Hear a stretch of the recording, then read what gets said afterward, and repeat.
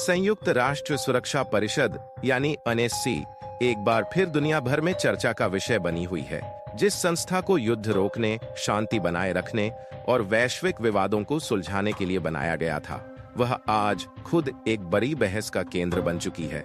इसका सबसे बड़ा कारण है इसमें आज भी लोकतंत्र का अधूरा स्वरूप। 1945 में जब यह संस्था बनाई गई थी, तब दुनिया में केवल 50 देश थे और उस समय की भू राजनीतिक परिस्थितियां भी बहुत अलग थीं। उस वक्त अमेरिका, ब्रिटेन, फ्रांस, रूस और चीन को स्थायी सदस्यता दी गई और उनके हाथ में दी गई एक विशेष शक्ति, वीटो पावर। यानी अगर ये पांचों में से कोई एक भी किसी प्रस्ताव को नकार देता है तो पूरा प्रस्ताव रद्द माना जाता है, चाहे बाकी सभी देश उसके समर्थन में क्यों न हो। लेकिन सवाल उठता है कि क्या 2025 की दुनिया भी 1945 जैसी है? बिल्कुल नहीं।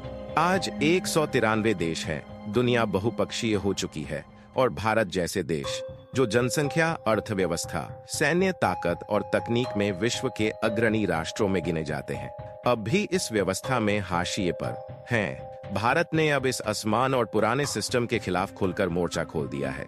हाल ही में भारत ने यूनाइटेड नेशंस को 2 टूक चेतावनी दी है कि अगर समय रहते एनएससी में व्यापक सुधार नहीं किए गए तो यह संस्था अपनी प्रासंगिकता खो देगी। भारत ने यह भी साफ किया है कि दुनिया अब बदल चुकी है और केवल 5 देशों की मनमानी पर आधारित सिस्टम अब नहीं चलेगा। भारत की मांगे बहुत स्पष्ट है। सबसे पहले भारत का कहना है कि स्थायी सदस्यों की संख्या बढ़ाई जानी चाहिए। अभी 5 देश यानी अमेरिका, रूस, चीन, फ्रांस और ब्रिटेन ही स्थायी सदस्य हैं। भारत चाहता है कि इस सूची में नए देशों को शामिल किया जाए ताकि वैश्विक प्रतिनिधित्व संतुलित हो सके। भारत ने सुझाव दिया है कि अफ्रीका से 2 देश, एशिया प्रशांत क्षेत्र से 2, लैटिन अमेरिका से 1 और पश्चिमी यूरोप से 1 देश को स्थायी सदस्यता दी जानी चाहिए। इसके साथ ही भारत का कहना है कि वीटो पावर सिर्फ पुराने 5 देशों तक सीमित न रहे। यदि नए स्थायी सदस्य चुने जाएं, तो उन्हें भी बराबर अधिकार दिए जाएं, वरना यह सुधार सिर्फ एक दिखावा बनकर रह जाएगा। भारत की दूसरी बड़ी मांग है कि गैर स्थायी सदस्यों की संख्या भी बढ़ाई जाए। अभी ये संख्या केवल 10 है, लेकिन भारत का मानना है कि इसे बढ़ाकर कम से कम 15 किया जाए। इससे अधिक देशों को अंतर्राष्ट्रीय मंच पर प्रतिनिधित्व का मौका मिलेगा। लेकिन भारत यहां भी साफ करता है कि सिर्फ सीटें बढ़ा देने से कुछ नहीं होगा। अगर वीटो पावर का असंतुलित वितरण बना रहा तो इससे एनएससी और भी पक्षपाती संस्था बन जाएगी। भारत की यह मांग केवल खुद के लिए नहीं है। भारत ने बार बार यह कहा है कि वह अकेले के लिए नहीं, बल्कि अफ्रीका, लैटिन अमेरिका और छोटे द्वीपीय देशों की आवाज को भी इस मंच पर बराबरी दिलाने की लड़ाई लड़ रहा है। उदाहरण के लिए अफ्रीका के पास 54 देश है, लेकिन एनएससी में आज तक उन्हें एक भी स्थायी सीट नहीं दी गई। भारत इस व्यवस्था को साफ साफ अन्यायपूर्ण बताता है।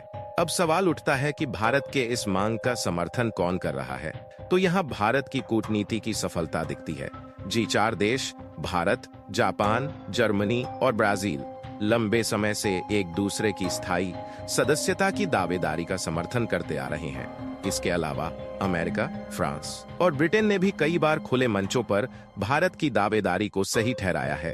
भारत ने हाल ही में गिबीस शिखर सम्मेलन में अफ्रीकी यूनियन को स्थायी सदस्यता दिलाकर अफ्रीका का भरोसा भी जीता है, जिससे उसे कई अफ्रीकी देशों का समर्थन मिल रहा है।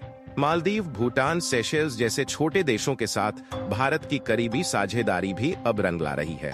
सबसे ताजा उदाहरण है स्लोवाकिया, जिसने खुलकर भारत के पक्ष में समर्थन जताया है। भारत की यह अंतर्राष्ट्रीय सफलता केवल कूटनीतिक बातों से नहीं आई, बल्कि उसकी वसुधैव कुटुंबकम की भावना और मानवीय प्रयासों के चलते आई है। कोविड महामारी के दौरान भारत ने वैक्सीन मैत्री अभियान के तहत 100 से अधिक देशों को मुफ्त वैक्सीन दी। दुनिया भर में जब प्राकृतिक आपदाएं आईं, चाहे वह नेपाल में भूकंप हो, तुर्की में आपदा हो या मेडागास्कर में चक्रवात, भारत ने बिना देर किए मदद पहुंचाई। इससे भारत ने यह संदेश दिया कि वह न केवल एक वैश्विक ताकत है, बल्कि एक जिम्मेदार ताकत भी है। लेकिन हर प्रयास के सामने बाधाएं भी आती हैं।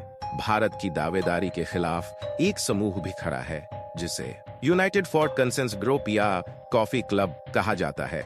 इसमें इटली, मेक्सिको, पाकिस्तान, मिस्र जैसे देश शामिल हैं।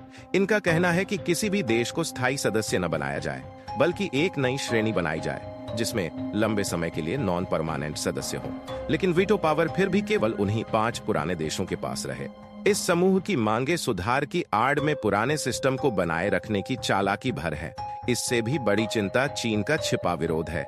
चीन सार्वजनिक रूप से तो कुछ नहीं कहता, लेकिन इस विरोधी समूह की बैठकों में ऑब्जर्वर के रूप में हिस्सा लेकर भारत की राह में रोड़े अटका रहा है। चीन जानता है कि अगर भारत को स्थायी सीट और वीटो पावर मिल गई तो उसकी क्षेत्रीय और वैश्विक प्रभुत्व की स्थिति को सीधी चुनौती मिलेगी। भारत ने हाल के वर्षों में जिस तरह ग्लोबल साउथ की आवाज को मजबूती दी है, उससे चीन की बेल्ट एंड रोड इनिशिएटिव जैसी परियोजनाओं पर सवाल उठने लगे हैं। भारत ने हाल में 2 टूक शब्दों में कहा है कि अगर एनएससी सिर्फ गैर स्थायी सीटें बढ़ाकर संतुलन दिखाने की कोशिश करेगा तो वह स्वयं को और कमजोर करेगा। सुधार का मतलब है बराबरी, सम्मान और निष्पक्ष भागीदारी। भारत ने याद दिलाया है कि 2015 में संयुक्त राष्ट्र के एक दस्तावेज में अधिकांश देशों ने स्थायी और अस्थायी दोनों प्रकार की सीटें बढ़ाने के पक्ष में वोट किया था। यानी वैश्विक सहमति पहले से ही बन चुकी है, अब केवल राजनीतिक इच्छा शक्ति की जरूरत है। अब सवाल आता है कि यह बदलाव होगा कैसे।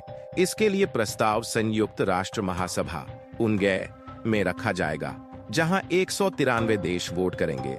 किसी भी देश को स्थायी सदस्य बनने के लिए कम से कम 2/3 वोट यानी 129 देशों का समर्थन चाहिए। इसी कारण भारत अब हर छोटे बड़े देश से संबंध गहरे कर रहा है। वह केवल शक्तिशाली देशों की चापलूसी नहीं कर रहा, बल्कि छोटे द्वीप देशों जैसे मालदीव, फिजी, सेशल्स के साथ भी समुद्री सुरक्षा, पर्यावरण संरक्षण और आपदा प्रबंधन पर सहयोग कर रहा है। यही भारत की असली ताकत है, हर देश को बराबर सम्मान देना। भारत ने अब साफ कर दिया है, या तो संयुक्त राष्ट्र खुद में परिवर्तन लाए या फिर दुनिया खुद अपना नया रास्ता बनाएगी। भारत जैसे उभरते हुए राष्ट्रों की आवाज को अब दबाया नहीं जा सकता। ये सिर्फ भारत की मांग नहीं, बल्कि 21वीं सदी की वैश्विक न्याय और लोकतंत्र की पुकार है। अगर एनएससी समय के साथ नहीं बदलेगा तो उसका अस्तित्व धीरे धीरे अर्थहीन होता चला जाएगा। भारत अब केवल दर्शक नहीं रहेगा, वह निर्णायक भूमिका में आना चाहता है और इसके लिए उसे अब दुनिया का समर्थन भी मिल रहा है। अगर आपको यह जानकारी पसंद आई हो तो वीडियो को लाइक करें, चैनल को सब्सक्राइब करें और बेल आइकन जरूर दबाएं। जय हिंद।